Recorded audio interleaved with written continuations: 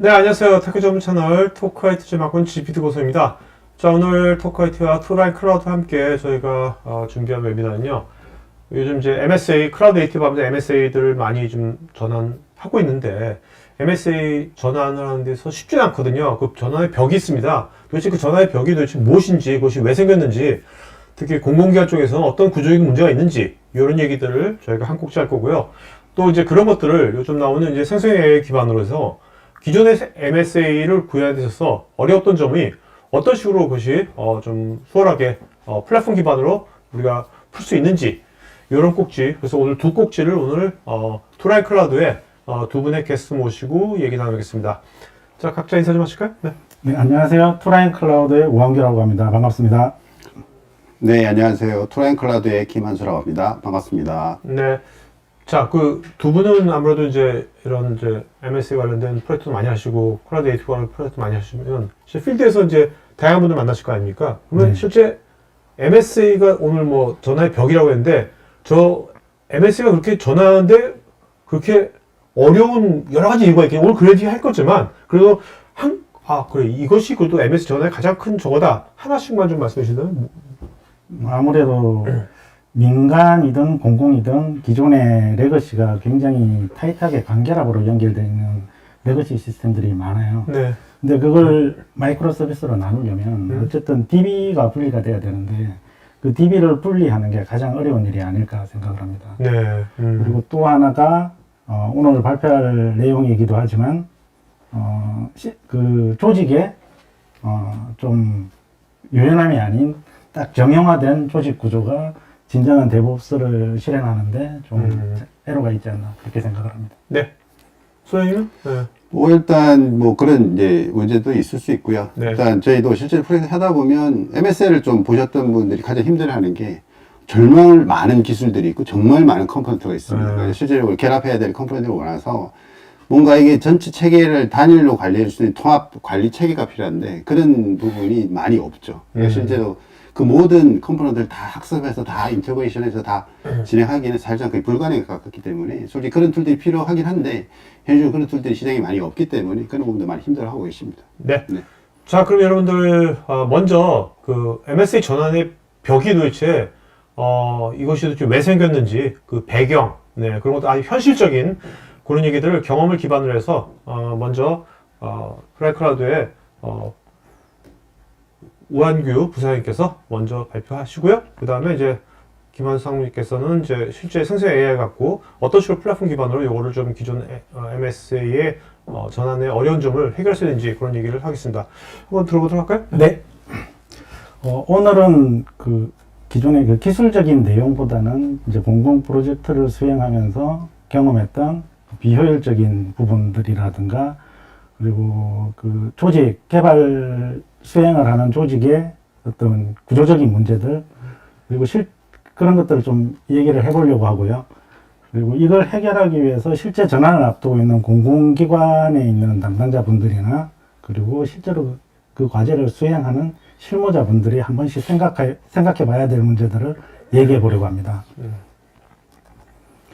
우선 크게 세 가지를 말씀드리고 싶은데 우선은 공공 IT 구축 환경에서 MSA 전환을 할 때 실제로 무슨 이슈들이 있는지 그리고 사실 MSA를 구축하고 전환하는 것도 중요하지만 가장 중요한 문제는 고객들의 피드백을 빨리 받아들일 수 있게 운영을 어떻게 하냐 이게 굉장히 중요한 문제로 보여져서 운영의 복잡성에 대해서 한번 말씀을 드리고 싶고요.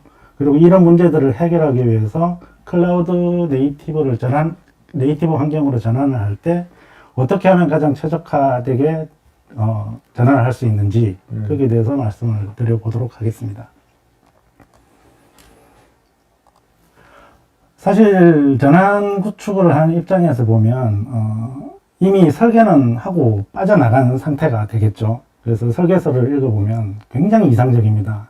뭐 아키텍처 설계라든가 뭐 들어가야 되는 서비스가 어떻게 나눠지고 DB는 어떻게 분리가 되고 그리고 어떤 기술을 쓰고 뭐 CI/CD라든가 이런 MSA에 들어가는 각종 패턴들 이런 것들이 굉장히 많이 들어가게 되는데 실제 구축에 들어가게 되면 이 설계는 참고 자료 정도만 사용을 하게 되고요. 뭐 설계를 했을 때 파악하지 못했던 다양한 이슈들이 나오게 됩니다. 그래서 실제 개발을 할 때는 그 개발 조직도 사실은 데브옵스에 익숙하지 않은 개발 조직들이 많아요. 그래서 커뮤니케이션도 단절이 되고 뭐 그런 이슈들 때문에 실제 개발에서는 너무 엉망으로 되는 경우를 너무 많이 봤습니다.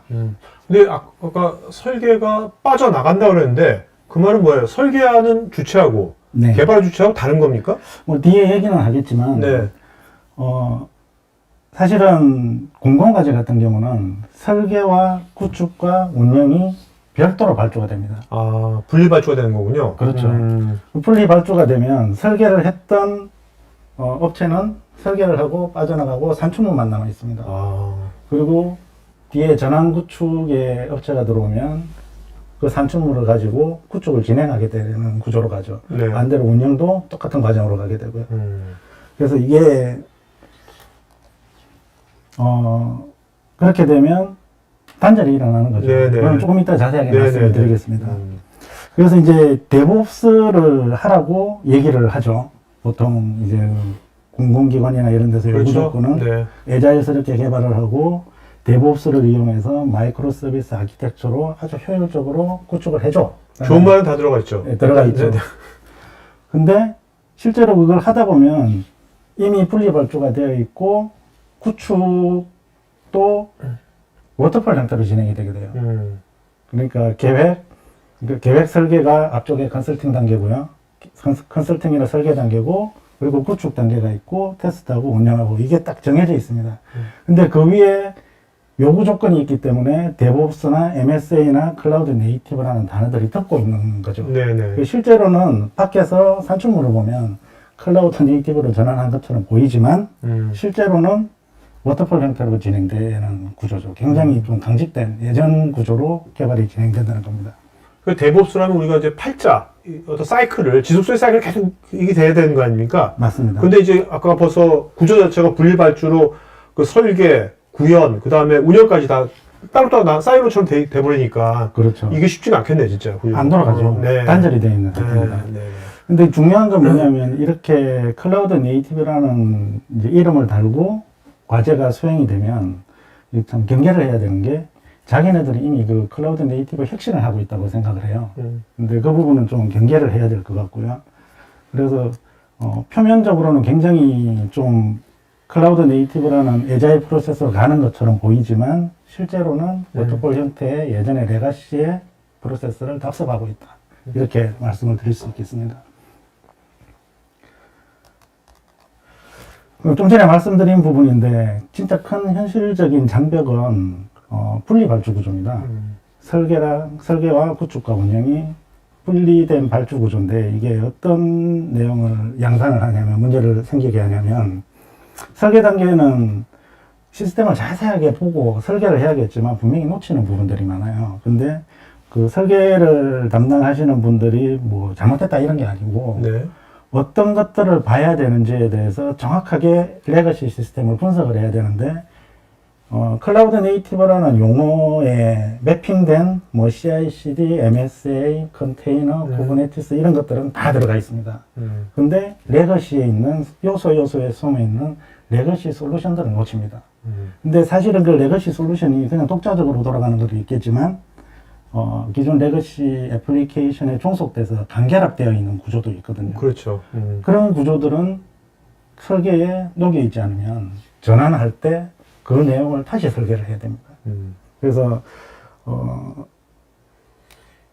발주사들이 무슨 얘기까지 하냐면 이 설계가 제대로 되어 있는지 한번 검토를 해주세요 라는 얘기까지도 해요. 네. 그래서 그런 부분들이 좀 이제 전환 구축할 때는 전환하기도 일정이 빠듯한데 굉장히 시간이 많이 걸리는 네. 작업이잖아요. 사실 설계라는 것이 모든 설계가 이제 as is를 분석한 다음에 네. to be 어떻게 할 것인지를 그렇죠. 매핑시킨 거잖아요. 네. 근데 as is가 레거시에 대한 as is가 제대로 안 돼 있는 거네요. 어떻게 보면. 안 돼 있다기보다는 아마 그 문제를 놓치지 않았을까라는 네. 생각이 들어요. 뭐 다 볼 수는 없겠지만 그래서 너무나 제한된 기간 내에 빨리 해야 되니까. 그렇죠. 전환 구축 같은 경우도 마찬가지입니다. 결국은 전환 구축할 때 뭐 처음에는 좀 좋은 의도로 잘 해야지 설계된 대로 잘 해야지라고 들어왔는데 아까 첫 장에서 보셨던 현실은 네. 엉망으로 돌아가는 경우가 어. 많죠. 그래서 설계 산출물이나 이런 검증하는 데 시간이 굉장히 많이 소요가 되고요. 그리고 원래 애초에 의도했던 기간 내에 다 할 수가 없으니 결국은 일정을 좁혀서 워터폴로 가는 워터폴로 가는 거죠. 결국은 빅뱅으로 오픈을 합니다. 네. 뭐 공공기관은 어차피 빅뱅으로 오픈할 수밖에 없으니까 그 예산 책정하고 그 예산을 집행을 하려면 네네. 그러면 전환 구축이 완료가 되면 그럼 운영은 또 다른 업체가 들어와요. 또 다른 업체가 들어오는데 이 업체가 전환 구축했던 걸 다시 교육을 시킵니다. 잘 하면 되는데 이 운영하는 대부분의 업체분들은 기존에 있던 건 수정을 안 하려고 해요. 네. 근데 아까도 말씀드렸지만 MSA 클라우드 네이티브로 전환하는 가장 큰 이유는 고객의 피드백을 빨리 받아들여서 고객한테 그 편리함을 주는 거예요. 그 서비스를 애자리에 또 만들어야 되는 거지 않습니까? 그렇죠. 네네. 그래서 구축하는 것도 굉장히 중요한데 결국엔 구축을 하는 목적은 그 운영자, 소비자들이 이 서비스를 아주 자연스럽게 그렇죠. 장애가 난 것도 모르게 사용하기 위해서 클라우드 네이티브로 전환하는 거예요. 그래서 MSA는 구축도 중요하지만 운영이 더 중요하다. 그 말씀을 좀 드리고. 네네. 질문 하나 드릴게요. 네. 그 아까 제가 MSA 기술에 CI나 CI/CD나 네? 이런 부분들이 필요하다 그랬잖아요. 네. 그거 네. 왜 필요할까요? 그것이요? 네. 그 지속적 뭔가 이렇게 환경은 계속해서 뭔가 바뀔 거 아닙니까? 네. 그 고객 환경이 뭔가 요구다 그거에 따라 가지고 뭔가 그 이제 실제로 어떤 그 자기네 필요한 요구사항을 맞추기 위한 기술적인 것을 만들면 그래서 빨리빨리 서비스화 시키는 것이 그것이 배포하는 거 아닙니까? 그런 것들이? 맞습니다. 그러니까 필요한 거예요. 지속적으로 계속. 그것이. 맞습니다. 네. 한 번에 땡치고 끝나는 건 필요 없겠죠. 그렇죠. 네. 그리고 사실 CI/CD가 필요한 이유는 그 MSA라는 건 여러 개의 서비스로 나눠져 있잖아요. 그런데 고객의 요청이 하나의 서비스가 응답을 주는 경우도 있겠지만 대부분은 이 모든 서비스들이 연동을 해서 응답을 준단 말이죠. 네네. 그럼 이 서비스들을 즉시에 빨리 배포할 수 있어야 돼요. 네. 그래야 고객이 빨리 받아들일 그렇죠. 수 있으니까. 네. 그러니까 결국은 CI/CD든 쿠버네티스든 컨테이너든 이 모든 기술들은 고객한테 그 가치를 전달해야 된다는 거죠. 그 말씀을 드리고 싶어요. 네. 그래서 그러니까 네. 실제로 MSA가 제대로 됐다 안 됐다는 뭐 그것이 쿠버네티스가 박혀 있고 뭐 이게 박혀 있는 게 중요한 게 아니라 네. 실제로 말씀하신 그런 뭐 필요한 서비스가 애자일하게 뭔가 실제로 밀접하게 운영될 수 있는지 새롭게 그렇죠. 그게 어떤 판정에 대한 기준점이 되겠네요. 그게. 제 생각은 클라우드 네이티브로 전환을 성공을 했냐 안 했냐 이 부분은 고객의 요청을 얼마나 빨리 피드백할 수 있는 데브옵스 조직이 구축이 되어 있냐, 네. 구성이 되어 있냐. 네. 그래서 데브옵스는 기술이 아니라 저는 조직이라고 생각을 해요. 아까처럼 풀리 발주된 구조에서는 좀 나올 수가 없죠. 근데 정부의 정책은 이미 정해져 있고 바뀌기에는 시간이 굉장히 많이 걸릴 것 같고 그래서 거기에 대해서 어떻게 하면 좋을까? 네. 차선책이죠, 어떻게 네. 보면. 제가 뭐 정부 정책을 바꿀 수 있는 건 아니니까. 네. 근데 사실 뭐 민간 기업도 사실 아주 앞서가는 회사들이나 요새 뭐 어떤 그런 데들이 데모스들이 잘 돼 있지. 일반 민간 기업도 잘 안 돼 있잖아요. 하물며 민간도 잘 안 돼 있는데 공공은 데모스들이 거의 뭐 잘 안 돼 있을 건데 그 잘 안 돼 있는 데인데 현실에 또 분리발주까지 해버리니까 그것이 더 그냥 최악이네요. 사실은 공공보다 민간이 더 잘 돼 있습니다. 뭐가요? 데모스가? 네. 잘 돼 있죠, 민간이. 민간이 잘 돼 훨씬 있죠. 그렇죠. 네. 네. 그래서 공공 쪽에 보통 보면 CI/CD를 하면 배포가 얼마나 빨리 되니 하는 기술적인 요소에 집중을 많이 하시거든요. 근데 CI/CD는 빨라야 되는 건 맞아요. 고객한테 피드백을 빨리 돌려주기 위해서. 그렇고 그래서 이제 그 과정에서 애자일의 핵심인 빠른 반복, 고객한테 빨리 피드백을 돌려주는 이게 불가능해지고 결국엔 그 스펙 맞추는데 초점을 하게 돼요. 네. 그렇게 되면 기술에 집중을 하고 기술에 메모리 돼버린다는 거죠. 그러면 이제 오픈 시간은 다가오고 기술은 넣어야 되고 그러면 이제 막 우겨 넣는 거죠. 네. 그런 문제가 있습니다. 좀 전에 말씀드린 그 내용인데 그 잠깐 설명드리면 구축 사업자가 있고 운영 사업자가 있습니다. 그래서 구축 사업자는 설계한 거는 변경이 불가능하다. 설계 확정됐으니까. 그래서 더 이상 설계 변경을 하지 않아요. 운영 사업자 같은 경우는 이관을 받아서 운영을 하기 시작하잖아요. 이분들의 모토가 뭐냐면 일단 동작하면 건드리지 말자. 고객이 요청이 들어와도 수정하고 그 사이클, 데브옵스 사이클이 작동을 안 해서 고객한테 안 돌아갑니다. 네. 그게 쌓여서 어느 정도 3개월, 6개월 동안 쌓이면 그걸 또 한 방에 처리하는 빅뱅 방식으로 진행을 하고요. 네. 물론 모든 그 공공기관이 다 그런 건 아니지만 제가 경험했던 많은 과제들은 그렇게 진행이 되는 걸 봤고요. 그리고 전환 목적은 말씀드린 대로 기술 중심이 되면 안 되고 서비스 본질은 고객한테 만족도를 극대화시키는 거다. 말씀을 드리고 싶고요. 네. 그리고 MSA 전환을 할 때 이 부분도 아까 분리발주하고 비슷한데요. MSA 전환할 때 가장 좋은 방법은 점진적인 전환입니다. 그래서 레거시 시스템에서 가장 고객한테 문제가 되는 기능만 따로 떼서 MSA를 만들어 놓고 한 개씩 떼서 전환을 하는 방식이죠. 근데 이 방식의 장점이 뭐냐면 운영의 복잡성은 조금 올라가요. 왜냐하면 두 개를 같이 운영해야 되니까. 근데 서비스 사용자들한테 가는 퀄리티는 장애가 안 생기니까 굉장히 좀 유연하죠. 네. 그런 장점이 있고요. 그리고 빅뱅 전환 같은 경우는 한 방에 다 바꾸는 겁니다. 모든 걸 다 바꿔서 기존의 시스템은 중지하고 새로운 걸로 오픈하는 거거든요. 이게 레거시 시스템이 과거에 저렇게 했어요. 네. 근데 문제는 뭐냐면 빅뱅 전환하고서 문제가 생기면 롤백을 다시 해야 되는데 그 사이에 생기는 데이터의 일관성은 깨져버린다는 거죠. 그래서 그런 문제점들이 있습니다. 근데 처음에 말씀드린 것처럼 우리의 예산 집행 구조라든가 공공기관에 그리고 분리발주 형식에서는 현재는 빅뱅으로밖에 전환을 할 수밖에 없죠. 민간들은 지금 그러면 말씀하신 점진적인 전환, 민간 기업도 점진 전환 저걸로 많이 하나요? 어떤가요? 실제로? 현실은?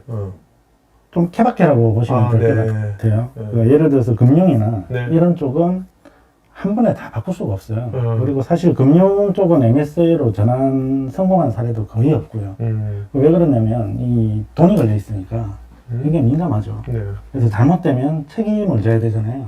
그래서 그런 부분들에서 자유롭지 못하니까 금융 쪽은 실제로 고객의 그 금전적인 부분을 제외한 나머지 부분들은 조금씩 진행하고 있다고 네.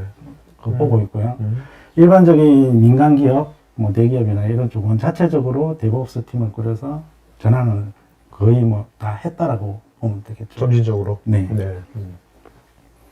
그래서 그 빅뱅 전환 같은 경우는 예산 집행 구조라고 그랬잖아요. 그래서 뭐 3월에 시작하고 12월에 그 예산이 소진이 돼야 그 다음에 또 예산이 나오는.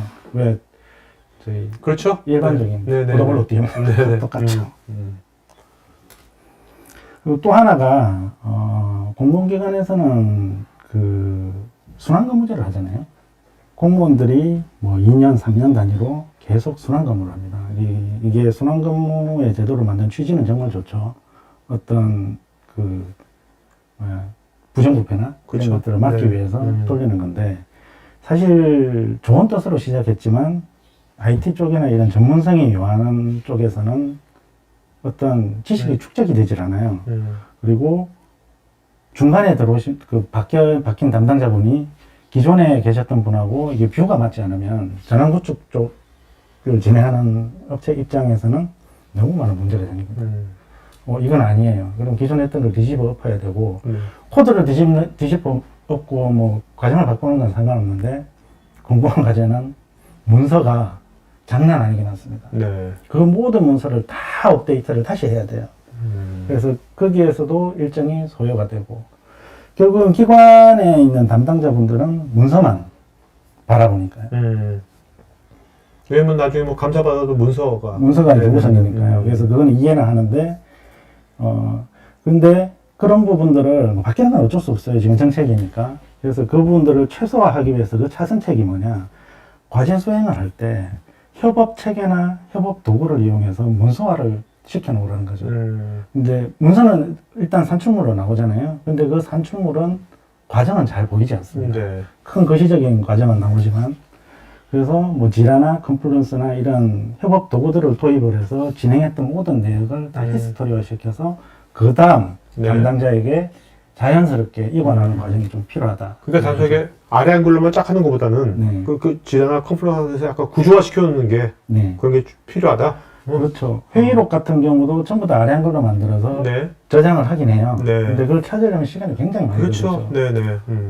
그래서 그런 협업 도구를 습득을 하는 게 아주 좋죠. 이전에 진행했을 때 그걸 사용을 해봤는데 정말 좋았습니다. 네. 근데 공공기관에서 그거 익숙하지 않은 분들이 되게 많을 것 같은데, 아직은. 젊으신 그렇죠. 분들은 잘 쓰시더라고요. 아, 그래요? 오. 그리고 이제 전환 구축이 끝났습니다. 끝나고 나면 이제 운영을 해야 되잖아요. 운영이 정말 중요한데 아까 서두에도 잠깐 말씀을 드렸지만 현장에서 운영을 할 때 구축할 때 고려해야 될 사항들이 많습니다. MSA가 그 지향하는 바가 폴리글롯입니다. 지향하는. 예, 지향하는. 오케이. 그 가야 될 네네. 방향성. 그쪽이 폴리글롯이라는 건데 저게 기술의 다양성을 이제 쫓아가야 된다라는 네. 거죠. 그러니까 오픈소스 생태계가 워낙 다양하니까, 그죠? 그렇죠. 다양한 분야별로. 네. 시스템에서 어떤 서비스를 만들기 위해서 가장 잘 맞는 오픈소스가 있습니다. 다 따로 있습니다. 데이터베이스도 뭐 NoSQL에 다큐멘트 방식으로 된 DB를 쓰는 게 유리한가? 그렇죠. 전통적인 RDBMS를 쓰는 게 유리한가? 이런 부분들이 굉장히 많은데 그 모든 것들을 쫓아가서 시스템을 구축하면 운영할 때 가면 그 모든 오픈소스의 전문가들이 다 포진을 하고 있어야 돼요. 네. 근데 그게 힘들거든요. 현실적으로도. 뭐, 사람도 없고. 그렇죠. 그래서 운영 가능한 표준을 만들어서 진행하는 게 좋습니다. 그러니까 예를 들어서, 모든 마이크로 서비스의 프론트엔드는 어떤 기술 스택을 쓰고, 리액트나 뷰를 쓰고, 뭐, 백엔드 같은 경우는 파이썬이나 뭐, 스프링부트의 그 기반으로 쓴다. 이걸 고정을 해 놓으면 운영할 때는 굉장히 좀 복잡성을 줄일 수 있는 방법이죠. 근데 필수적으로 들어가야 되는 기능들은 쿠버네티스나 컨테이너 네. 그런 것들이 들어가야 되고요. 그래서 서비스별 최적의 기술보다는 운영 가능한 표준을 먼저 만드는 게 유리하다는 걸 말씀드리고 싶습니다. 그리고 오픈소스를 이제 말씀드리고 싶은 게 그 기관의 담당자들 분 중 대부분이 오픈소스는 공짜라고 생각을 하세요. 근데 이 공짜는 절대 공짜가 아닙니다. 가시적인 부분을 봤을 때 기능 구현이 되어 있고 단기적인 이점, 가격적인 이점이겠죠. 바로 갖다가 쓸 수 있고 그런 부분들을 보고 이거 쓰면 되지 않아? 라고 말씀을 하시는데 지금 장표에서 보시듯이 그 아래쪽에 기술 부채들이 굉장히 많이 존재를 해요. 예를 들어서 오픈소스이기 때문에 언제까지 지원이 될지. 그렇죠. 네. 그리고 업그레이드는 누가 할지. 업데이트가 되고 나서 그 기술 지원도 누가 할지. 보안 패치는 또 어떻게 할지. 그런 부분들도 네네. 많죠. 그런 부분들을 다 하려면 그 갖다가 쓴 오픈소스마다 모든 전문가가 있어야 됩니다. 그래서 저 부분도 될 수 있으면 좀 표준화를 해서 정해놓고 가는 게 굉장히 효율적이라는 거죠. 그래서 오픈소스를 도입할 때도 이게 언제 없어질지 모르거든요. 네. 그래서 운영을 할 때는 항상 유지를 하고 이 별도의 레지스트리를 만들어서 보관을 하는 게 유리하다. 아니, 오픈소스도 보면 약간 엔터프라이즈용 구독제로 지원까지 다 해주는 그런 오픈소스도 있지 않습니까? 있죠. 커뮤니티 버전이 있고 엔터프라이즈 네, 버전. 맞습니다. 그 엔터프라이즈 버전 같은 걸 도입하면 되는데 그건 또 잘 안 하시나 보죠? 돈이잖아요. 아니, 돈이 안 들어가는 프로젝트가 어디 있어요? 다 돈이 들어가야 되는 건데. 우선순위에서 밀리나 보죠? 일단은 오픈소스를 이제 검증된 오픈소스를 쓰는 게 우선이고 네. 거기서 안 되면 아까 말씀하셨던 엔터프라이즈 버전 오픈소스 중에서도 네. 기술 지원이나 유지 보수가 되는 버전을 쓰는데 가격적인 차이가 좀 많이 나죠. 네. 그래서 될 수 있으면 제 생각이지만 엔터프라이즈 버전을 돈을 좀 보태서 네. 쓰는 게 유리하죠.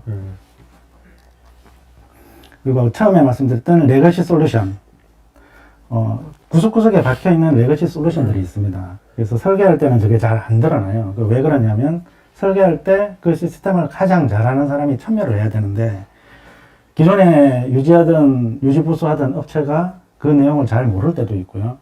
그리고 일부러 안 알려줄 때도 있어요. 그리고 그 기관 담당자분들이 잘 알고 있어야 되는데 아까 말씀드렸듯이 전문성이 축적이 되지 않으면 수단 잘 부족하니까. 모르고 그래서 전환할 때 저 문제가 드러나는 거죠. 아, 네. 그래서 예를 들어서 데이터베이스를 아까 분리를 하는 게 가장 어렵다고 말씀을 드렸잖아요. 말씀을 드렸는데 오라클을 쓰고 있는데 얘를 MSA로 바꾸면 DB를 쪼개면 모든 DB에 오라클이 다 들어가야 돼.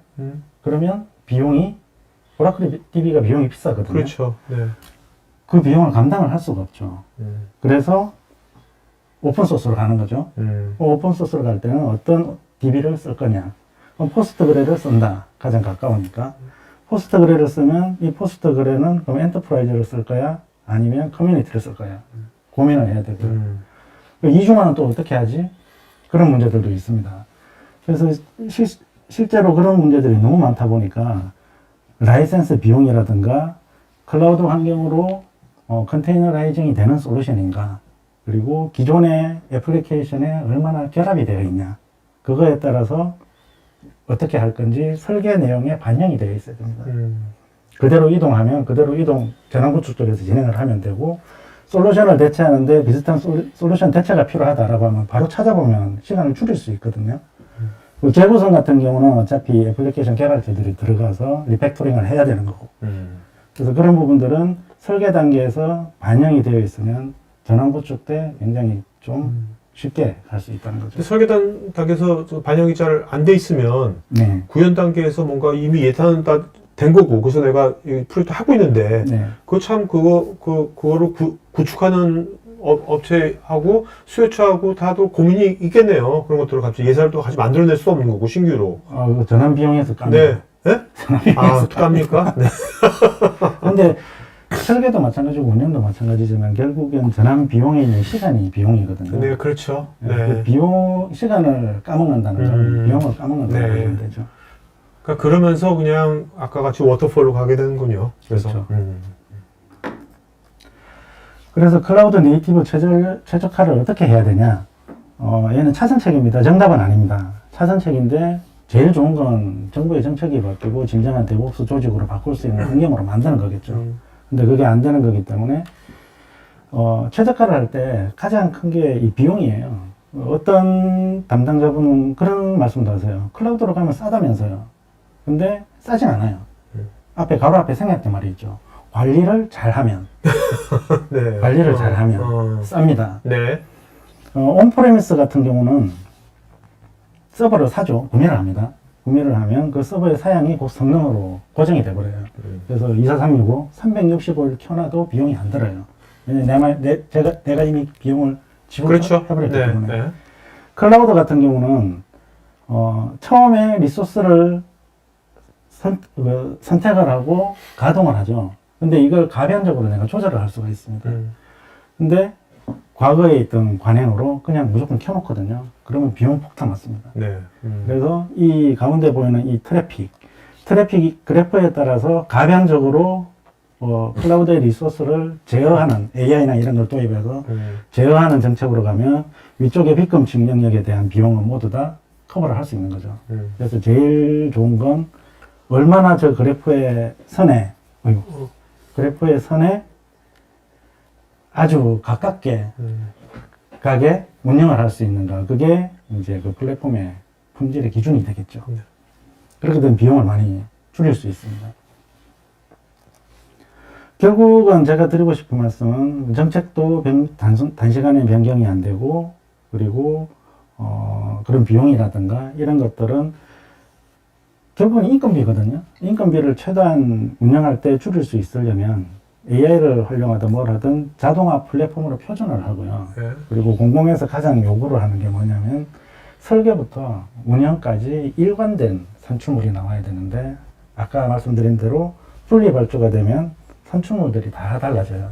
그래서 두 개가 안 맞으면 다시 맞춰가는 감리 절차도 또 들어가고 그런 부분들이 있는데, 자동화된 플랫폼으로 표준화를 하고 그리고 24시간 진행형 오토 스케일링이 되어서 비용을 줄일 수 있는 자동화 피노스가 실현되는 플랫폼이 있으면 정말 운영할 때 아주 좋은 최적화된 전략으로 갈 수 있다. 그러니까 드리고 싶어요. 지금 말씀하신 그런 이제 플랫폼이 네, 있으면 그 플랫폼을 어떻게 보면 이제 뭐 구현 쪽, 운영 쪽, 그다음에 설계 쪽, 네, 뭐 다 그 플랫폼을 바라보면서 뭔가 하면 훨씬 더 좀 이렇게 이 분리발주가 되더라도 네. 그런 이제 어떤 그 데브옵스가 계속 지속적으로 가는 그 사이클이 좀 그래도 그 플랫폼으로 인해 가지고 그걸 좀 할 수가 있겠네요. 좀. 결국은 사람이 바뀌더라도 네. 플랫폼에는 그 철학이 남아 있으니 네. 그 플랫폼에 대한 교육이나 인증기를 좀 하면 네. 새로 바뀐 담당자도 무리 없이 운영을 할 수 있다라는 거죠. 지금 말씀하신 이게 플랫폼이 필요하겠구나 이런 것을 부사장님은 언제 저런 것을 처음 느끼셨어요? 실제로. 사실 뭐 지난 시행착오 또 많이 하셨을 것 같은데 네. 현실이 이러니까 하시면서 저런 생각을 언제 처음 하셨어요? 저는 자동화된 플랫폼이라기보다 결국은 사람이 그때는 AI가 없었으니까 네네. 글로벌 서비스를 운영한 적이 있어요. 네. 그 서비스를 운영을 할 때 365일을 2436으로 했거든요. 두 명이. 그러면 이제 잠을 못 자잖아요. 이걸 어떻게 자동화해 볼 수 없을까라는 거라서 그때 생각나는 모든 자동화는 거기에 반영을 해 놓으니까 일이 한 20%나 30%는 줄어들더라고요. 그래서 그때부터 그런 생각을 했었죠.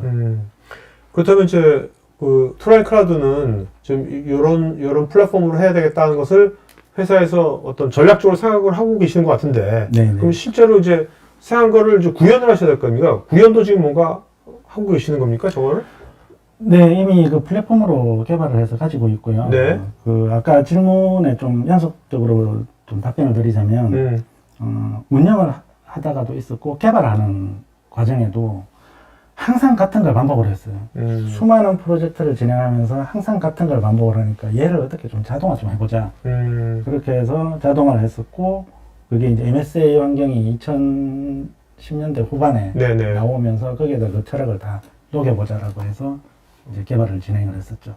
지금 완성된 겁니까? 그래서 그것은? 완성은 됐습니다. 네. 그걸 오늘 김 소장님께서 네. 얘기해 줄 거죠? 네. 네. 한번 들어볼까요? 네. 잘 부탁드립니다.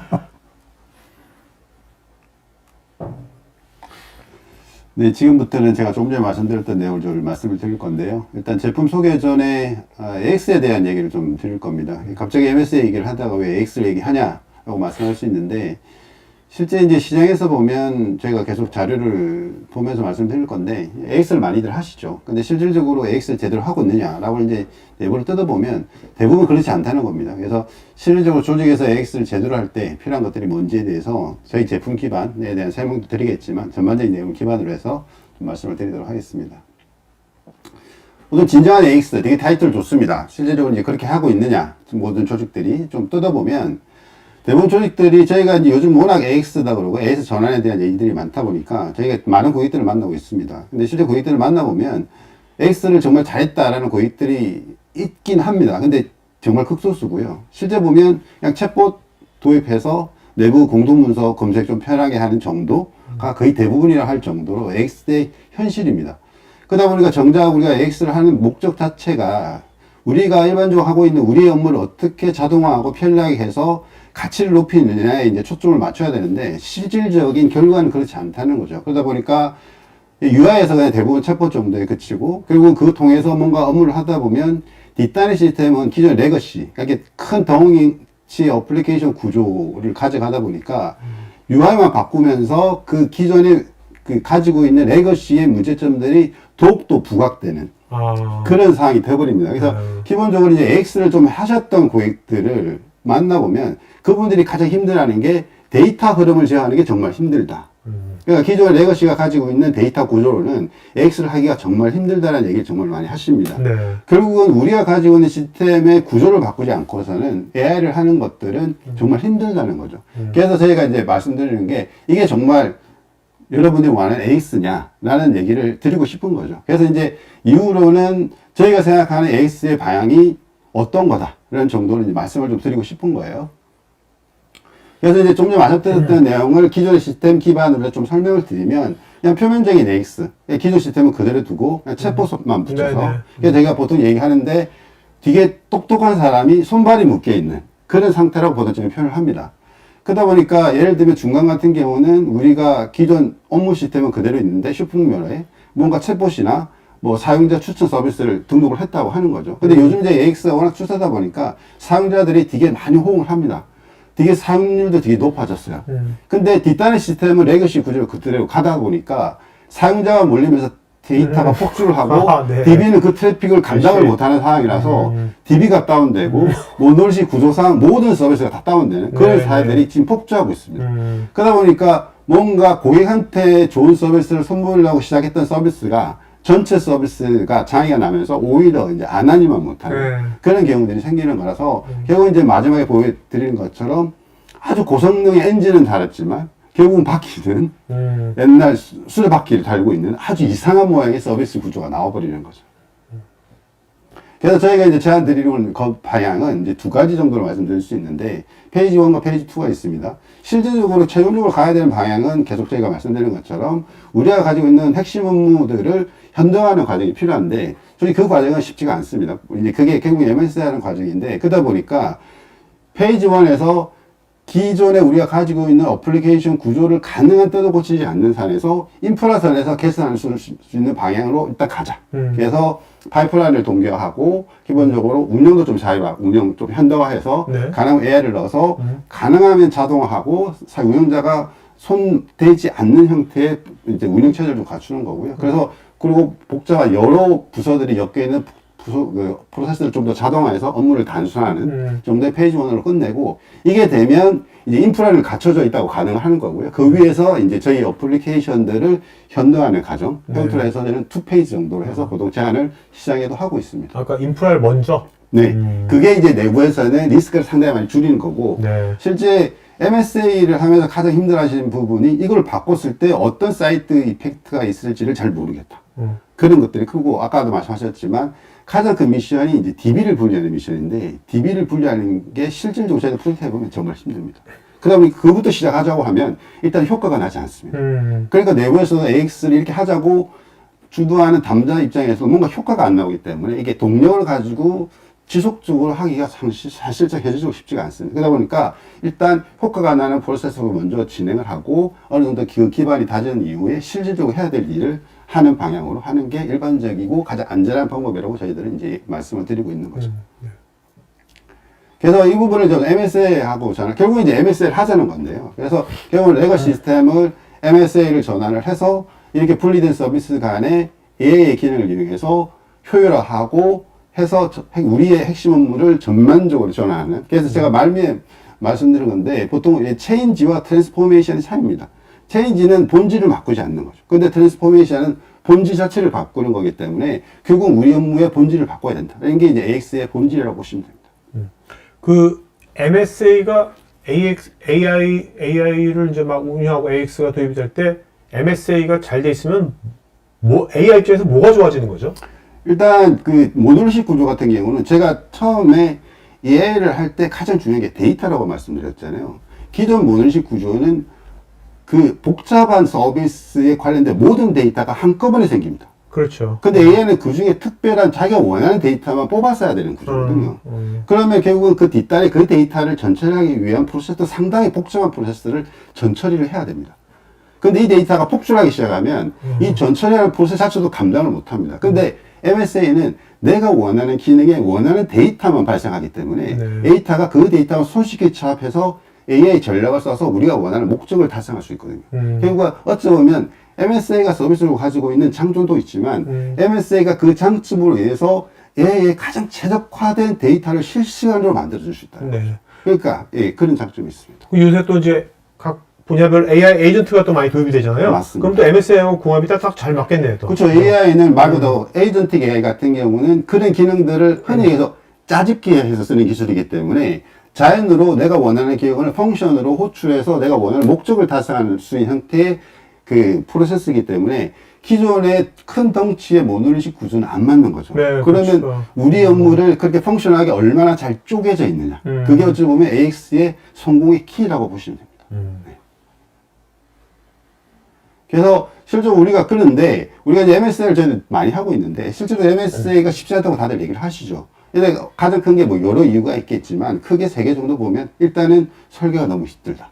그리고 개발도 쉽지 않다. 워낙 사용되는 패턴도 많고 사용되는 기술도 많다 보니까 정말 힘들다는 거고요. 그리고 이 서비스가 너무 많아지니까 기존에 한두 개 정도 모니터링 하던 상황에서 10개, 많게 수십 개의 서비스를 모니터링 해야 되니까 너무 복잡하다는 거예요.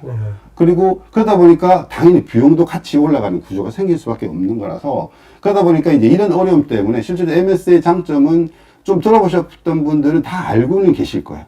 근데 실현하기가 쉽지 않다는 거죠. 그래서 저희가 이제 아까도 플랫폼 얘기 하셨지만, 그래서 저희는 플랫폼을 이용해서 그 방법을 좀 더 개선해보자. 좀 더 자동화해보고 빠르게 도입해서 가능한 빠르게 고객이 원하는 목적을 달성할 수 있는 방법론을 좀 제시해보자. 라고 이제 플랫폼을 준비를 한 거고요. 그 기반에서 이제 자동화된 투구도 필요한 거고요. 그리고 아까는 이제 제가 댓글 좀 보다 보니까 그런 것들이 있는데, MSA를 하다 보면 결국은 이 많은 서비스를 어떻게 모니터링 할 거냐, 연결 관계를 어떻게 파악할 수 있을 거냐, 이제 그런 것들을 이제 고민하다 보면 이제 오브저베이리티라는 이제 기능들이 필요하게 되고, 그리고 챗봇이 저기서 말하는 챗봇은 단순 챗봇이 아닙니다. 우리 업무에 실질적으로 써서 바로 MCP 같은 걸 호출해서 쓸 수 있는 챗봇이어야 된다. 그리고 바로 쓸 수 있어야 된다. 뭔가 저걸 하기 위해서 별도로 프로젝트를 하는 건 맞지 않다. 라는 컨셉으로 말씀을 드립니다. 그러면 이 토라이 클라우드의 그런 첫 번째 그런 이제 플랫폼이 언제 처음 나왔나요? 첫 번째 버전이. 첫 번째 버전은 한 4, 5년 전에 4, 나왔어요. 5년 전에. 그러니까 생성AI 나오기 전에 만들어졌네. 그렇습니다. 네. 그 이후로 저희가 재작년부터 해서 AI를 통해서 뒤에서 설명을 드리겠지만, AI를 통해서 설계를 좀 더 자동화하고, 운영을 좀 자동화하고, 배포를 좀 자동화할 수 있는 기능들을 단일 관리 체계에 살 수 있도록 만드는 거죠. 네. 이따가 한번 자세히 얘기하겠지만, 어떻습니까? 4, 5년 전 이런 플랫폼을 만들어줬고, 이제 생성AI가 나온 다음부터, 나온 이후에, 이게, 토라이 클라우드 입장에서는 이 플랫폼을 더 이렇게 고도화시키고 하는 게 훨씬 더 수월해진 건가요? 훨씬 좋아진 건가요? 네. 실질적으로 사용할 수 있는 기능도 되게 많아졌고요. 일단 저희 일 자체도 많이 편해졌습니다. 네. 왜냐하면 고객들도 실질적으로 리드 타임 자체가 워낙 많이 줄었고요. 결국은 아까도 말씀하신 것처럼 프로젝트를 단축한다는 얘기는 결국은 비용과 직결되는 문제이기 때문에 고객 입장에서는 그 비용을 다른 곳에 활용할 수 있고 다른 또 기회의 비용을 생길 수 있기 때문에 그런 부분에 대해서는 저희도 마찬가지지만 고객들한테 상당히 많은 가치를 제공해 줄 수 있는 거죠. 네. 그래서 이제 AI 관련돼서 뭐 이런저런 얘기를 했는데 지금부터는 AI를 썼을 때와 안 썼을 때 그리고 저희가 제공하는 방법론을 썼을 때 안 썼을 때에 대해서 주요 한 핵심 4가지 정도를 기준해서 좀 설명을 드리도록 하겠습니다. 또 이제 이벤트 스토밍이라고 해서 보통 MS를 하다 보면 설계 과정에서 반드시 거쳐야 되는 과정입니다. 우리가 가지고 있는 서비스를 도메인이라는 것으로 분리를 하고 서비스를 경계를 만들어서 실제로 MS랑 또 서비스를 분리하는 과정을 이벤트 스토밍이라고 하는데 전통적인 방법은 일단은 업무 설계를 해야 되니까 업무 전문가들을 이런 오프라인에 모여야 됩니다. 그 워크숍이 됐든 회의를 됐든 모여서 업무 전문가들과 업무에 대한 논의를 합니다. 그래서 관련돼서 화이트보드에 뭔가 포스트잇을 그렇죠? 가지고 막 붙이는 작업. 아마 이제 이벤트 소밍이라고 구경을 해보시면 이벤트 소밍 하는 화면을 되게 많이 보실 거예요. 보통 지금도 그렇게 많이 하고 있습니다. 그렇게 해서 문서화 작업도 하는 작업들이 하죠. 근데 문제는 이 이후에 뭐 할 거냐는 겁니다. MS를 하는데 설계도 끝나는 게 아니잖아요. 네. 구현도 해야 되고, 그렇죠. 실제 운영도 해야 되고, 플랫폼도 준비해야 되고, 정말 해야 될 게 정말 많습니다. 근데 대부분은 여기서 끝나고, 그다음부터는 뭘 해야 될지를 고민하게 되는 거죠.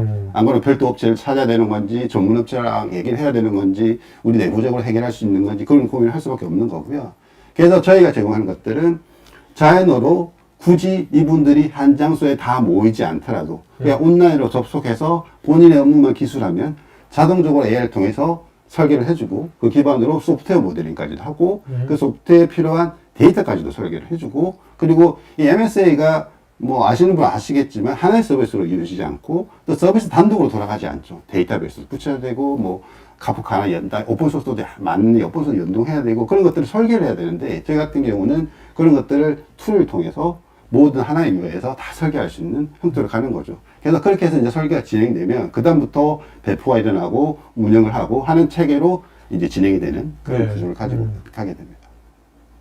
그래서 이제 조금 전에 말씀드렸는데 어플리케이션 설계조차도 보통의 경우, 전통적인 방식 같은 경우는 어플리케이션을 설계를 합니다. 근데 눈에 보이지가 않아요. 어플리케이션 서비스가 많은데 이 서비스가 어떻게 연계되어 있고 그림을 그릴 수는 있겠죠. 네. 파워포인트가 됐든 워드에 보지만 한눈에 들어오지가 않습니다. 실제 운영자 입장에서 보면. 근데 저희 대관 툴 같은 경우는 보시면 아시겠지만 UI에서 그냥 어플리케이션을 지수적으로 드래그 앤 드랍해서 다 설계합니다. 그냥 한눈에 다 보이는 거죠. 실제 천천히 어플리케이션 구조를 한눈에 다 파악할 수 있기 때문에 시스템 분석하기도 되게 용이하고요. 그게 끝나고 나면 코드도 생성을 해줍니다. 저희가 실제 프로젝트 해보면 설계도 힘들지만 설계가 된 그 형태로 물리적으로 이렇게 코드를 생성을 해야 되거든요. 그러니까 MSA 사상을 가지고 있는 프로젝트가 딱 만들어져야 됩니다. 실제 개발을 할 수 있는 정도 만들어줘야 되는데 그 과정이 정말 힘듭니다. 근데 저희 같은 경우는 이제 그 과정까지 이제 자동으로 되는 거고요. 실제로 배포까지도 일괄 배포가 되기 때문에 이제 그런 부분이 자, 장점입니다. 여기 일괄 배포 아까 네. 이벤트 스토밍부터 해가지고 네. 일괄 배포한 데까지 이런 식으로 안 하고 A 안 쓰고 예전 방식으로 했으면 몇 개월 걸렸던 것이 이렇게 하니까 얼마 걸렸다. 그렇게 보통 2개월 걸리는 게 한 2주 정도 단축됩니다. 2개월이 2주? 네. 네. 거의 한 70% 이상 단축된다고 보시면 네. 됩니다. 네. 그래서 CI/CD도 마찬가지입니다. 보통 CI/CD는 여러 개의 오픈소스를 보통 많이 쓰게 됩니다. 보통 빌드 같은 경우는 젠킨스라는 툴들을 일반적으로 쓰게 되고요. 이제 실제로 배포 같은 경우는 이제 ROCD라는 툴들을 쓰게 되는데 이 두 개는 별도의 오픈소스입니다. 별도의 UI를 가지고 있고 별도의 플랫폼을 제공합니다. 그러다 보니까 정통적인 방식 같은 경우는 이 두 개를 툴을 연계해서 CI/CD 파이프라인을 만들게 되는데 기본적으로 개발했던 소스를 빌드하고 개발된 소스를 빌드한 이미지를 배포하는 과정을 파이프라인이라고 보통 하잖아요. 네. 근데 이게 빌드하는 과정에서 오류가 날 수도 있고 빌드하는 과정에 오류가 없다 하더라도 배포하는 과정에 오류가 될 수도 있습니다. 그러면 어떤 과정에 오류가 나면 이 두 개의 별개의 어플리케이션 동작을 말씀드렸잖아요. 별개의 요를 가지고 있기 때문에 어떤 오류를 하려면 별개의 어플리케이션, 별개의 UI로 다 로그인해서 들어가서 다 개별을 확인해야 됩니다. 근데 이게 서비스가 10개다. 10번 해야 되는 거예요. 네. 근데 MSA는 정말 많은 서비스가 있거든요. 그러니까 이거를 와. 서비스 개수만 한다고 생각하시면 굉장히 정말 일단은 감이 안 오죠. 그렇네요. 이게 흔히 저희 말로 사람이 할 수 있는 일이 아닙니다. 네. 그래서 CI/CD 파이프라인이 아까 이제 제가 댓글 잠시 봤는데 이거를 자동화하는 이유 자체가 이 많은 서비스를 매뉴얼하게 할 수 없기 때문에 자동화가 당연히 필수인 거고 그러면 이 과정조차도 자동화를 해야 되기 때문에 저희가 제공하는 것들은 이런 것들을 단일 UI에서 굳이 별개의 어플리케이션 들어가지 않더라도 통합 UI에서 그냥 로그를 통합해서 볼 수 있는 체계가 반드시 필요하다는 거죠. 네. 그래서 이건 어플리케이션 서비스가 많아지면 많아질수록 엄청난 효과를 발휘할 수 있습니다. 그리고 이게 이제 바이브옵스라고 해서 아마 많이 못 들어보셨을 텐데 일반적인 모니터링은 많이 보셨을 거예요. 요즘 이제 모니터링 툴들이 워낙 많다 보니까 툴들이 엄청 복잡하죠. 도표도 엄청 많고 뭔가 반짝반짝하면서 정말 많은 정보들을 보여주는 대시보드로. 네, 보여주죠. 근데 익숙한 사람은 압니다. 어떤 문제가 생겼는지. 그러니까 저기 보면 왼쪽 같은 경우는 다양한 이제 문제점이 있는데 전업 담당자분들이 가장 힘들어하는 게 담당자가 바뀌면 다시 교육을 해요. 그리고 지금은 장애가 생긴 상황이잖아요. 그 말은 일반적인 상황이 아니어서 뭔가 문제가 생기면 빨리 확인해서 빨리 조치를 해야 되는데 담당자가 바뀌면 그 원인을 파악하는데도 정말 오랜 시간이 걸립니다. 조직 전체의 리스크가 되는 거죠. 그래서 저희가 제안하는 것은 바이브옵스라고 해서 왜 모니터를 보고 파악하냐 말로 물어봐라. 네. 그래서 뭔가 서비스가 이상하면 흔히 얘기해서 지금 어떤 서비스가 이상한데 뭐가 문제야? 확인해줘. 뭐가 문제야? 오늘 시스템 왜 이래? 라고 하면 지금 어떤 서비스에 어떤 트래픽이 문제가 되고 뭐 커넥션 풀이 차서 지금 DB 지연이 발생하고 있고 이런 정보들을 프롬프트 상에서 문의하고 바로 답변을 줄 수 있다는 거죠. 그러니까 그게 혁신적이라는 겁니다. 그래서 보통 저 부분만 때문에 되게 관심 가지는 고객들도 오히려 많습니다. 네. 왜냐면 운영 입장에서는 정말 필요한 기능이거든요. 예, 그런 부분들도 있고요. 그래서 전반적으로 저희가 가지고 있는 프로세스들을 다 설명을 드리면 결국은 LLM, 자연어 기반으로 설계를 하고 그 기반으로 소프트웨어를 모델링하고 어플리케이션 전체적으로 악기를 구성해서 배포까지 자동화하고 나중에 운영까지도 바이브옵스를 통해서 운영하는 체계를 기본적으로 저희 플랫폼에서 네. 통일해서 제공하고 있습니다. 그래서 이제 플랫폼 자체가 물론 저희 위에도 이제 많은 기능을 하는데 이제 플랫폼이 기본적으로 필요한 이유가 아까도 말씀드린 것처럼 MS에는 많은 주기들이 있습니다. 설계, 운영, 배포 많은 주기들이 있는데 이 많은 주기들을 일관된 UI를 통해서 일관되게 관리하는 게 정말 중요하거든요. 그래서 그런 플랫폼이 반드시 필요하다고 말씀드리고 그 싶은 플랫폼 이름이 투라이 클라우드의 그 이런 AI 네이티브 MS 플랫폼 이름이 MSP.AI인가요? 예, .ai? 네. 이름 잘 지으셨네. 그래서 이때까지 말씀드린 내용을 좀 요약을 드리면 결국은 저희가 세 가지 포인트를 짚습니다. AX를 전공적으로 하기 위해서는 일단 보이지 않는 업무를 지능화해야 된다.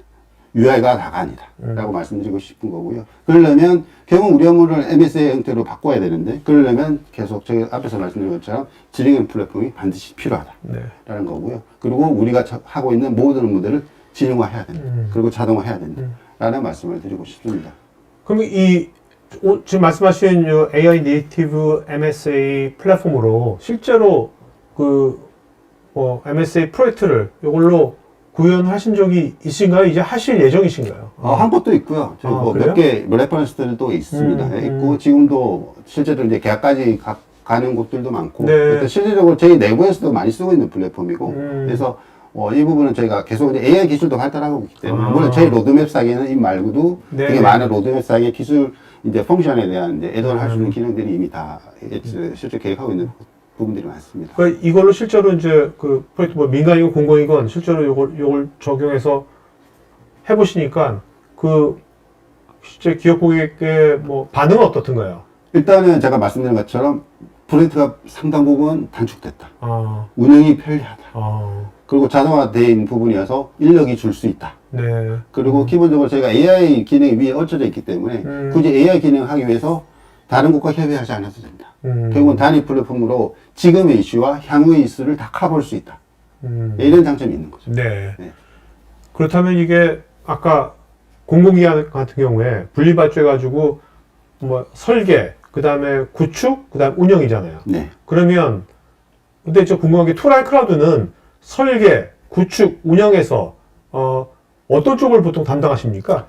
보통은 설계와 구축 쪽을 담당합니다. 아, 설계도 하실 때도 있고. 설계도 많이 합니다. 아, 설계도 많이 하시고. 네, 저희 툴을 가지고 설계를 많이 합니다. 아, 이 MS 네, 이거 갖고. 네. 아, 그러면 그렇게 설계하고 하면 구축하는 곳은 다른 데 갈 거 아닙니까? 법상, 그죠? 네. 그러면 그런 경우가 많습니다. 그럼 그 구축하는 사람들이 좋아하겠네요. 아무래도 이렇게 딱 돼 있어요. 설계할 때. 맞습니다. 좋아합니까? 네. 아니면은 싫어하나요? 아이씨, 이것들 또 자기네가 그 툴을 해서 종속 때문에 우리가 뭐 그런 거야. 그런 건 아니고요. 왜냐면 구현 쪽 입장에서는 제대로 된 그 MSA 사상을 가지고 있는 프로젝트 제대로 된 틀을 원하거든요. 아. 왜냐면 자기는 그 안에서 개발해야 되기 때문에 그 틀 구조가 비합리적이면 개발도 비합리적으로 갈 수밖에 없습니다. 그렇죠. 그러면 산출물도 그렇게 될 수밖에 없는 거고요. 그러면 구조가 잘 짜여져 있으면 칩도 마찬가지잖아요. 네. 구조가 잘 짜여져 있으면 튼튼하듯이 일단 MSA 설계가 잘 돼 있고 거기에 맞게 프로젝트 구조가 잘 나오고 그에 맞게 실제로 비즈니스 조직만 잘 구현돼 있으면 어퍼게임 전체 구조는 탄탄할 수밖에 없는 거죠. 네.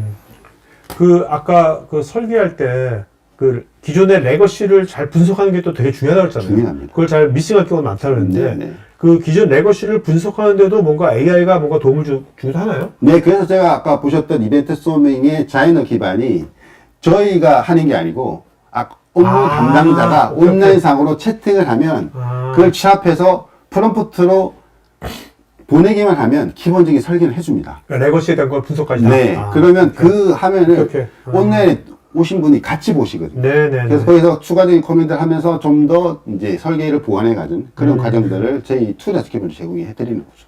알겠습니다. 네. 그래서 마지막으로 드릴 말씀은 결국은 MS에 X 도입하면 비용 절감, 개발 향상 뭐 이런 있지만 제가 마지막으로 드리고 싶은 거는 처음부터 일관되게 드리고 싶은 경우는 체인지를 하지 마시고 트랜스포메이션을 하셔라. 네. 라는 말씀을 드리는 것으로 저희 발표는 마무리하도록 하겠습니다. 근데 말씀드리면 그 트랜스포머 하려면 어떤 형태 간에 플랫폼 같은 게 필요하겠네요. 맞습니다. 그죠? 네. 자, 이제 Q&A 시간 갖도록 하겠습니다, 여러분. 자, 이제 설문도 할 거니까요, 여러분 설문에 뭐 피드백이라든지 또 이렇게 실제로 이런 상담 뭐 그런 거 필요하신 분들은 상담 체크하시기 바랍니다. 두 분은 답변해 주시면서 각자 오늘 좋은 점 하신 분 한 분씩 좀 이름을 기억해 주세요. 알겠죠? 맨 마지막에 한 분씩 좀 해주시고요. 자, 신익주님은 폴리고 트래블 방지하기 위해서 플랫폼에서 권장하는 골든 패스, 스탠더드 테크 스택 스펙가 설정되어 있는지요? 개발자가 자유롭게 언어를 선택하면서도 운영팀이 통제권을 잃지 않는 균형점이 궁금합니다.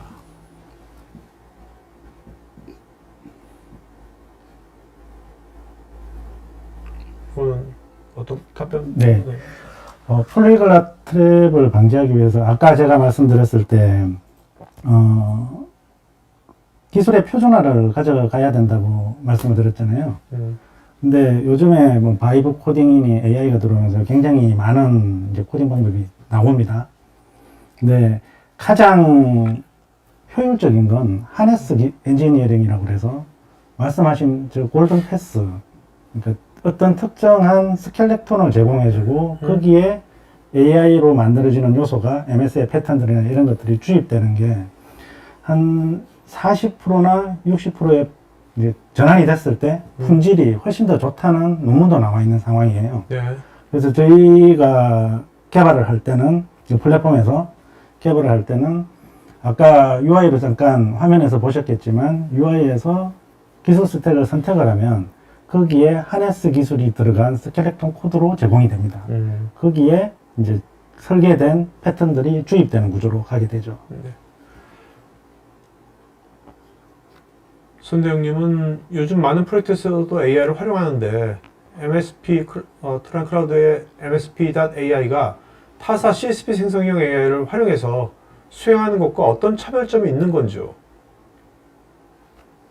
이거는 뭐 CSP하고는 크게 상관은 없을 것 같고요. 네. 보통 저희가 이제 사용하는 생성 AI가 현재는 저희가 이제 오픈 AI를 쓰고 있는데 그거는 일단 저 부분은 CSP하고 크게 상관없는 것 같아요. 이게 이제 네. 중요한 것들은 이제 뒷부분입니다.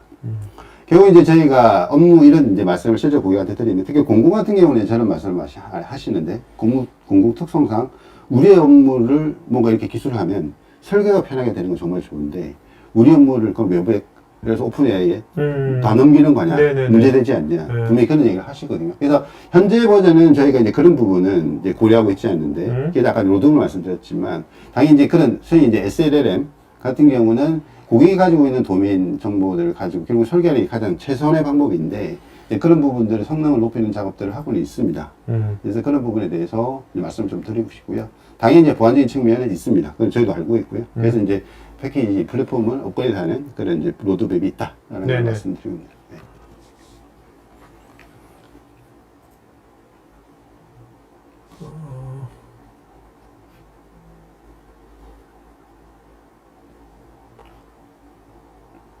이호님은 기존에 쓰던 APM이나 모니터링 솔루션하고 아까 그 AI 기반의 MS 플랫폼에서 하는 어떤 그런 거하고 함께 쓸 때 혹시 뭐 이렇게 충돌이라든지 뭐 통합 운영하는데 뭐 어려운 점 이런 건 있는 건지 아니면 그런 건 없습니다. 네. 왜냐하면 이제 저희 MSA 같은 저희 플랫폼 같은 경우 저희가 저희 플랫폼에서 올라가는 서비스에 대한 부분만 모니터링하기 때문에 이제 그런 부분은 없고요. 그리고 이제 그런 보통 APM 솔루션들이 저희뿐만 아니라 특히 충돌해서 쓰는 경우는 저희가 거의 없는 걸 알고 있습니다. 그래서 APM들이 이미 네네. 쓰고 있고요. 통상적으로 기존의 APM 솔루션과 AI APM 솔루션을 같이 쓰는 경우도 있나요? 저런 경우는 본 적이 없어요. 하나만 쓰거든요, 보통. 예, 보통 저렇게는 많이 안 씁니다. 네. 네.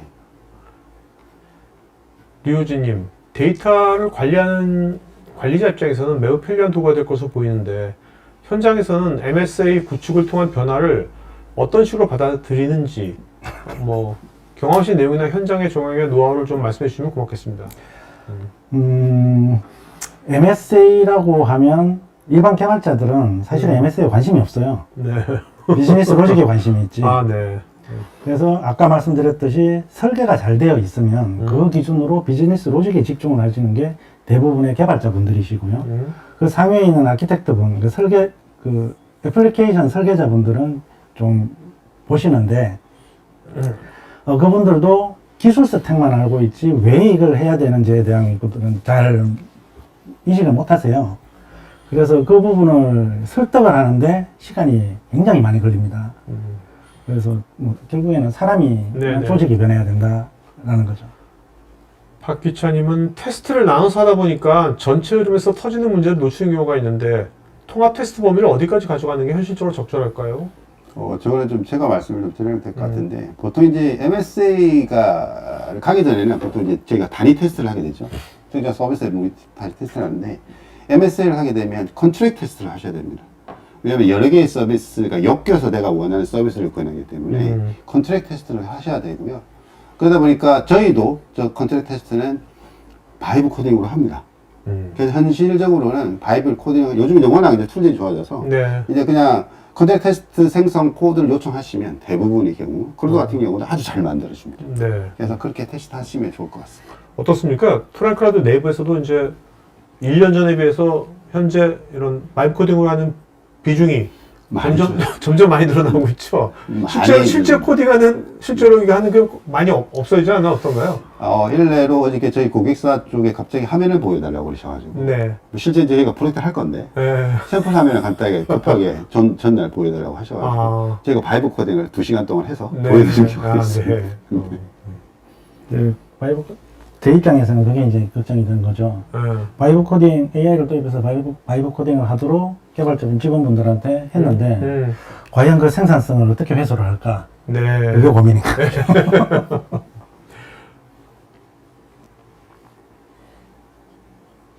신홍구님께서는 MSP.AI가 설계를 자동화할 때 기존의 복잡한 레거시 DB 스키마를 분석해서 마이크로 서비스 단위로 분리하는 데이터베이스 디커플링까지 제안을 해주시는 건지요?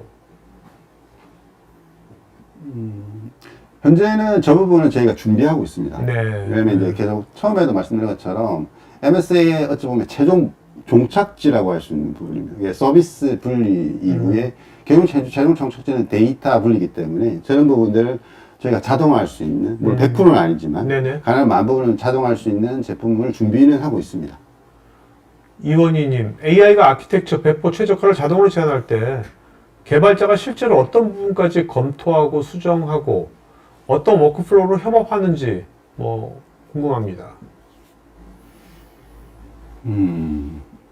범위가 너무 넓은. 네. 오케이. 양승필님은 DevOps가 앱 개발을 위한 CI/CD 파이프라인을 제공한다면 MLOps는 아파치 스팍 및 컨테이너 기반 플랫폼에서 AI 모델 개발을 위한 이건 좀 아닌 것 같은데. 네, 좀 다른 주제하고도. 네.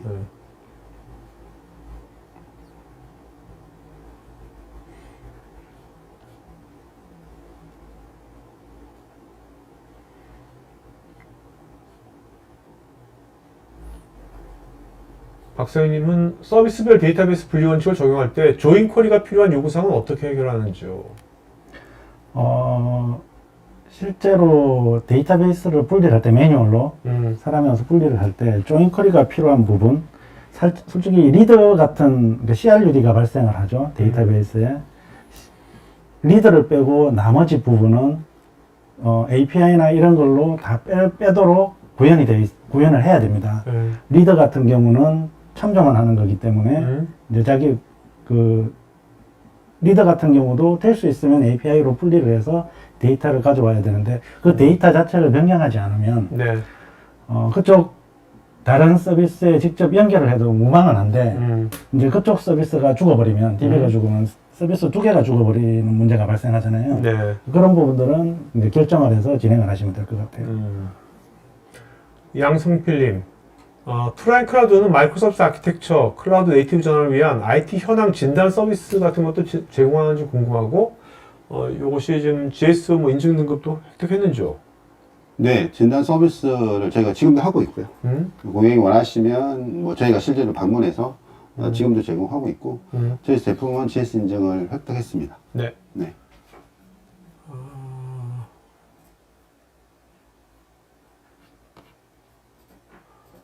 이대희님께서는 AI는 항상 실수를 할 수 있는데 AI를 통해서 MSA에 대한 설계를 자동화할 경우 설계가 잘 되었는지 잘못되었는지에 대한 판단은 어떻게 하는지요?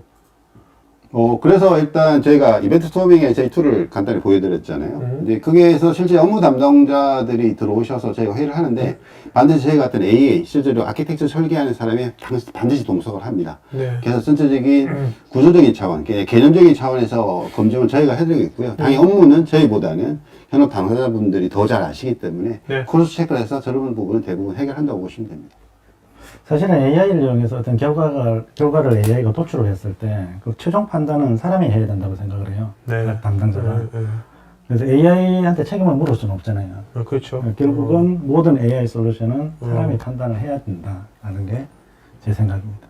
마지막은 사람이 해야 된다. 네. 네, 네. 손아수님, 서비스가 많아지다 보니까 내부 호출이 계속 쌓이면서 응답 속도가 점점 느려지는데 이걸 구조적으로 줄이는 방법이 있을까요? 뭐 캐시로 버티는 것도 현실적인지 궁금합니다. 결국은 내부 호출이 계속 쌓인다는 건 하나의 서비스에서 쌓이는 게 많은 건지 아니면 모든 서비스가 전체가 응답 속도가 내려간다는 건지 좀 정확하지 않아서 말씀을 드리지만 그 하나의 서비스, 그러니까 전체가 내려가면 그 중에 하나가 느려지는 케이스가 있을 거예요. 독립적으로 돌아가야 되는데 어떻게 보면 연결되어 있는 커플링 구조가 동기식으로 아마 연결되어 있는 서비스가 있는 것 같아요. 그래서 그쪽 부분을 한번 보시면 도움이 되지 않을까 생각합니다. 최영민님은 MSA 환경에서 분산 트랜잭션 처리를 위해서 사가 패턴을 적용할 때 보상 트랜잭션 설계 기준은 어떻게 잡아야 할까요? 너무 광범위한데. 네, 오케이.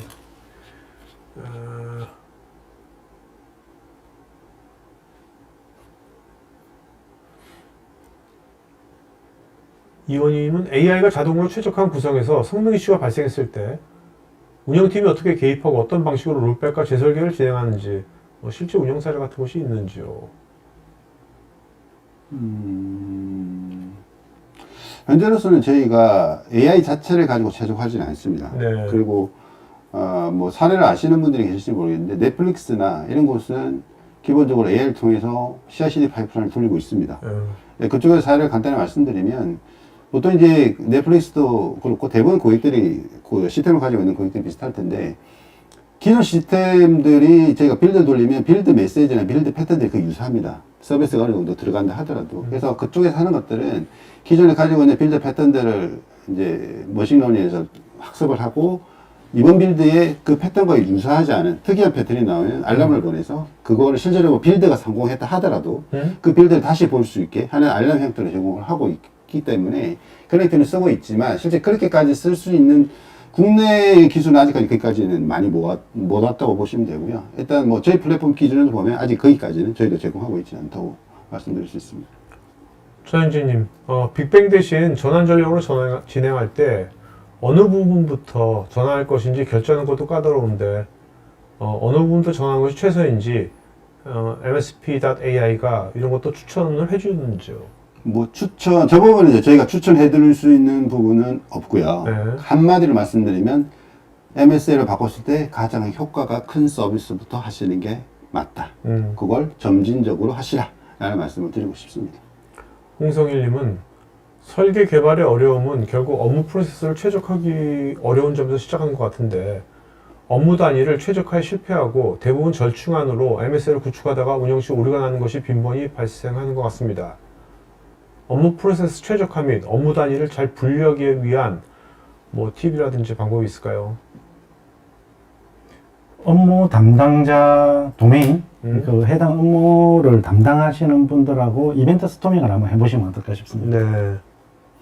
네, 저것도 제가 좀 첨을 드리면 이벤트 스톰을 해보시면 저도 이벤트 스톰을 많이 하는데 해보시면 업무 담당자분들이 어떤 얘기를 하시냐면 우리의 업무를 이렇게 체계적으로 고민해 본 적이 한 번도 없었다.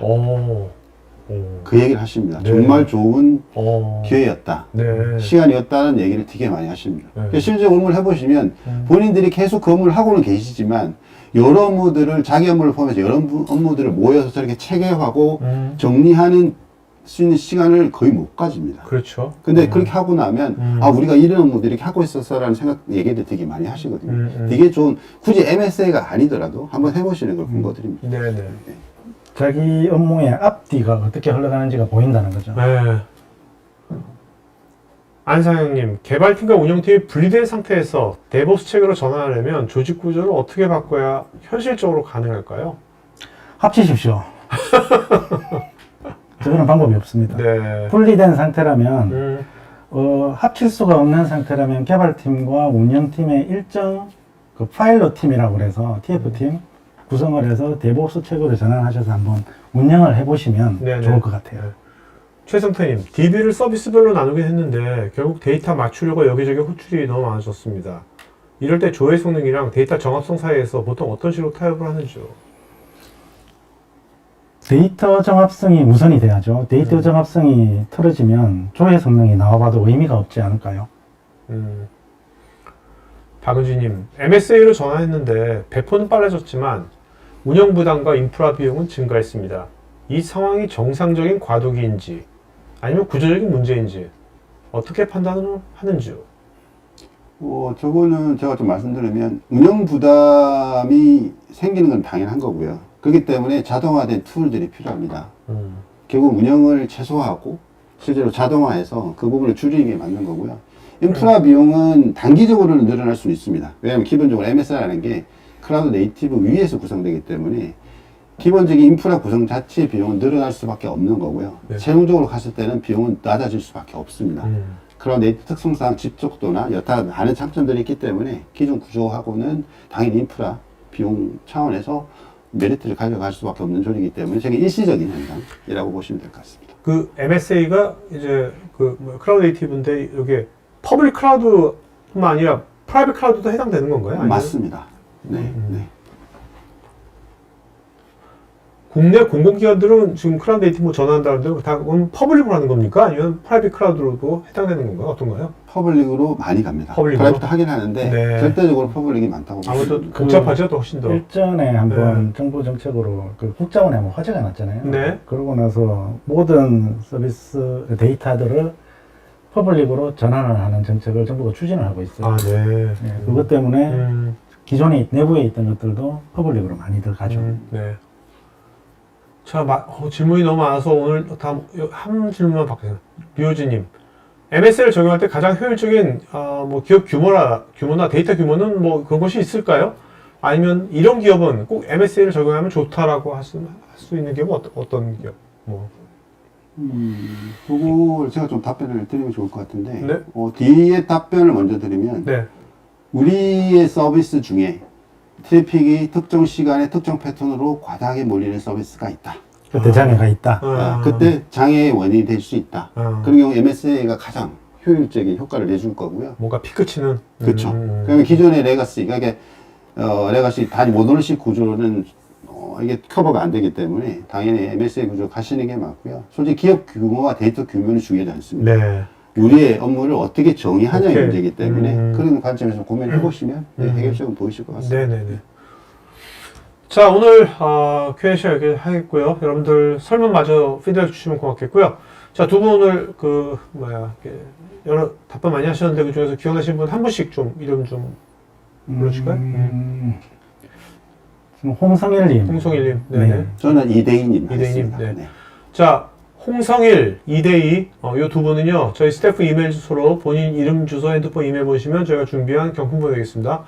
홍성일, 이대희 두 분입니다.